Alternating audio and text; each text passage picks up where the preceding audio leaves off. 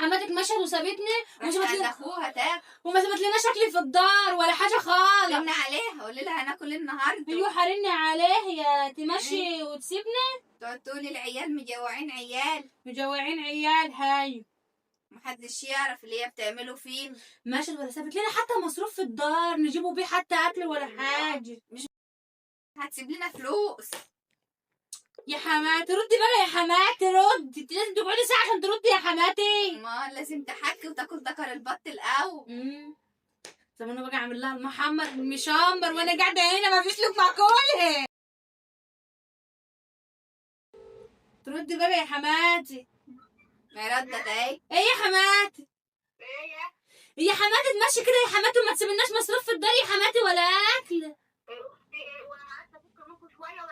في الاخر تقولي لها مجوعين عيال. ازاي يا حماتي يعني يا حماتي تفكي مننا شويه يا حماتي. ده انت ما انت لازم تاخدينا معاكي في كل حته. لازم تاخدينا معاكي في كل حته.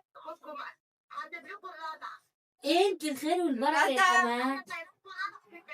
انت ايه الخير اللي في والبركه. التلاجة؟ تعالوا لنا ايه اللي في التلاجة. ايوه يا حماتي. هو ازاي انت يا معزومة حماتي؟ لوحدك؟ انت معزومة لوحدك ما اكيد عازمنا معاك.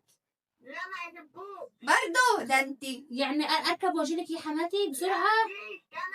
انت هتدفعي المواصلات يا حماتي.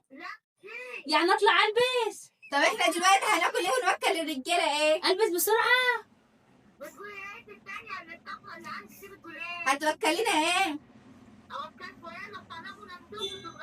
مفيش حاجة خلاص. لو هتصرف هنخش ندعبس في الفريزر وفي التلاجة.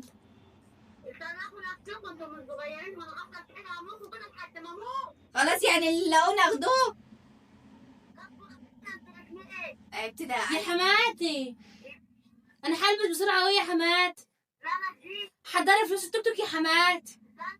انا هرن عليه يا حماتي. يلا يا حماتي سلام. في مسافه السكه هتلاقيني عندك يا حماتي.